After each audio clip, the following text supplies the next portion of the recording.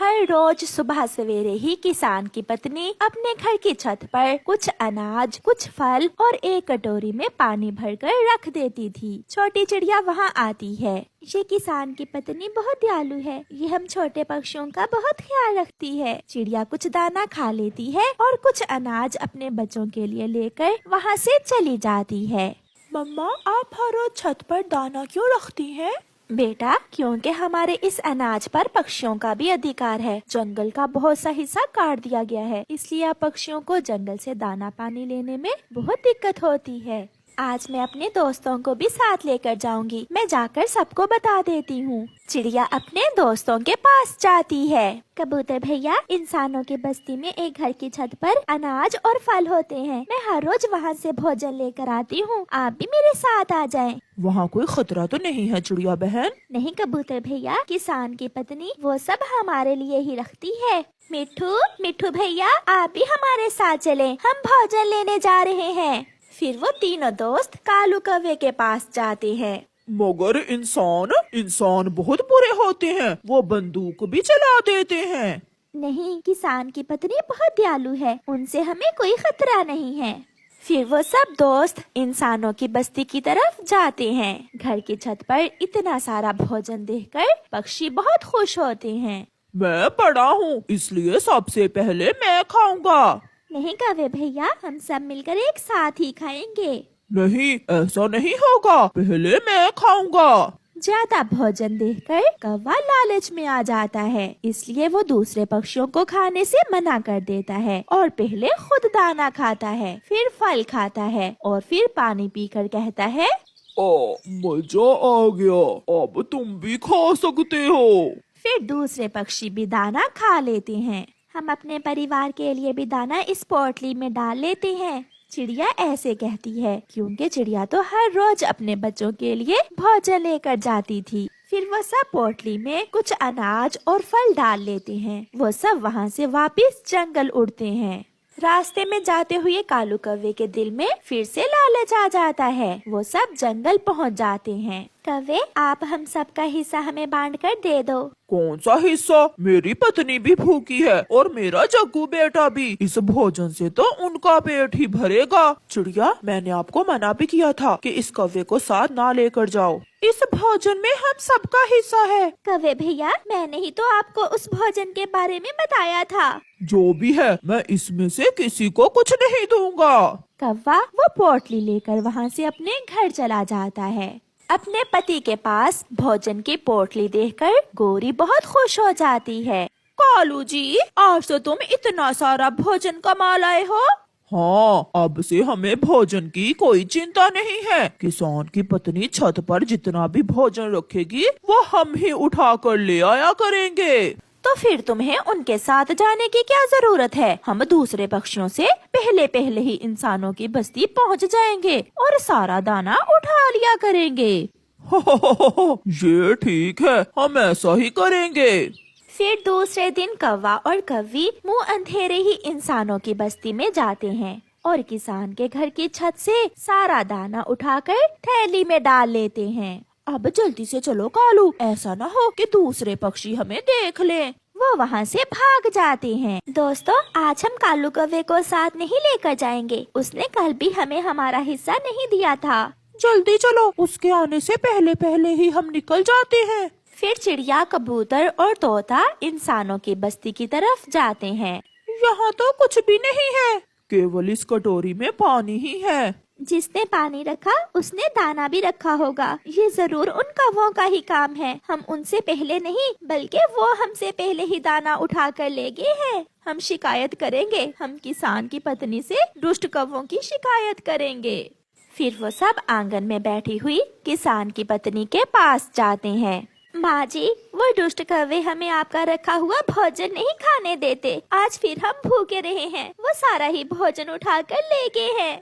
जो खाया सो खाया, बाकी जो बचा वो उठाकर घर ले गए हैं अपने। अगर वो कौवे इतने लालची हैं, तो उन्हें उनके लालच की सजा मिलनी चाहिए। आप सब चिंता न करें, उन कौवों को सजा जरूर मिलेगी। पक्षी किसान की पत्नी से कुछ अनाज लेकर वापस जंगल चले जाते हैं। चिड़िया नदी पर बैठी हुई थी जब गोरी कव्वी वहाँ मीठा फल लेकर आती है। ये फल बहुत स्वादिष्ट है। गोरी, कहाँ से लिया है आपने ये फल? ये फल मेरी माँ लेकर आई है मेरे लिए। आपकी माँ लाई है या किसान के घर की छत से उठा कर लाए हैं आप? ना ना, हम तो आज इंसानों की बस्ती में गए ही नहीं। दूसरे दिन सुबह सवेरे ही कौवा और कव्वी फिर से इंसानों की बस्ती की तरफ चले जाते हैं, मगर आज छत पर दाना नहीं था, बल्कि वहाँ एक पिंजरा पड़ा हुआ था जिसके अंदर कुछ अनाज और कुछ फल थे। कालू जी, यहाँ ये पिंजरा क्यों है? हमें इससे कोई खतरा नहीं है। किसान की पत्नी बहुत दयालु है, हमें उसे कोई डर नहीं है। ऐसा कहते हुए कालू कौवा पिंजरे में घुस जाता है। पीछे ही गोरी कव्वी भी पिंजरे में जाती है। जैसे ही वो दोनों पिंजरे में जाते हैं, किसान की पत्नी रस्सी खींचकर पिंजरे का दरवाजा बंद कर देती है। कौवो, लालच बुरी बला होती है। इतना भी क्या लालच कि तुम अपने ही दोस्तों को धोखा देते हो। माँ जी, हमें माफ कर दें।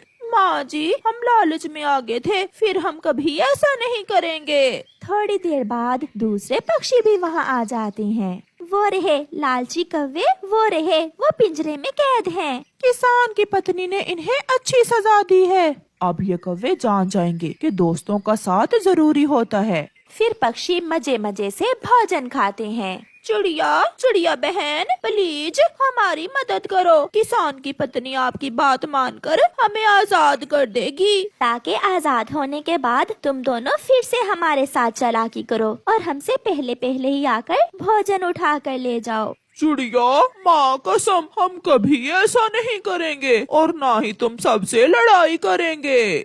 किसान की पत्नी भी सीढ़ी लगाकर ऊपर आती है। मैं तो समझी थी कि लालची हम इंसान ही होते हैं, मगर ये कौवे तो हम इंसानों से भी 2 हाथ आगे हैं। पक्षियों, आप दाना खाओ, पानी पियो और ये कौवे इसी पिंजरे में ही रहने दो, इनकी अकल ठिकाने आ जाएगी। मैं मर जाऊंगा। दोस्तों, मुझे छोड़कर न जाना, मैं मर जाऊंगा। मैं तो कैद में एक दिन भी जिंदा नहीं रह सकता। फिर वो सब पक्षी किसान की पत्नी से कहते हैं, माँ जी, इन्हें माफ कर दें, इन्हें अपनी गलती का एहसास हो गया है। माँ जी, पहले इनसे पेपर साइन करवा लें कि ये फिर कभी लालच नहीं करेंगे।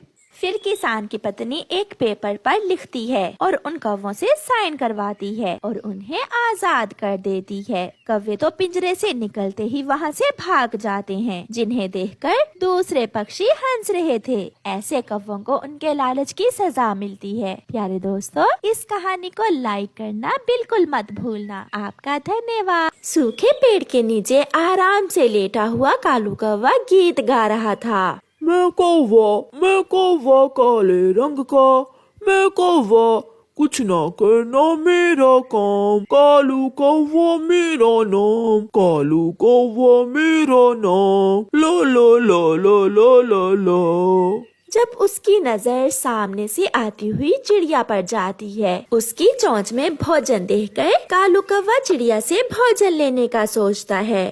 मर गया, मैं गया, मुझे कुछ दिखाई नहीं दे रहा, कोई मेरी मदद करे, आए। चिड़िया कालू कौवे की आवाज सुनकर वहाँ आ जाती है।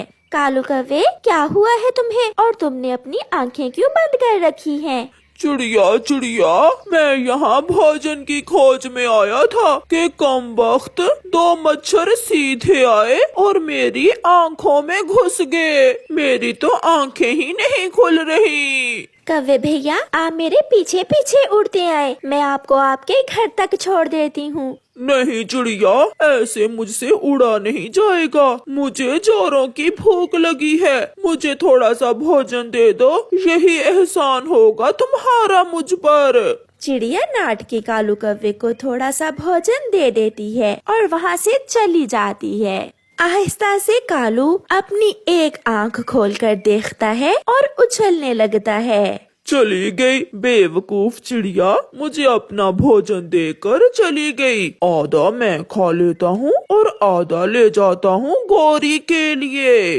फिर कालू कौवा मजे मजे से आधा भोजन खाता है और आधा लेकर घर चला जाता है। मैंने जैसे ही चिड़िया को देखा तो मैंने अपनी दोनों आंखें बंद कर ली।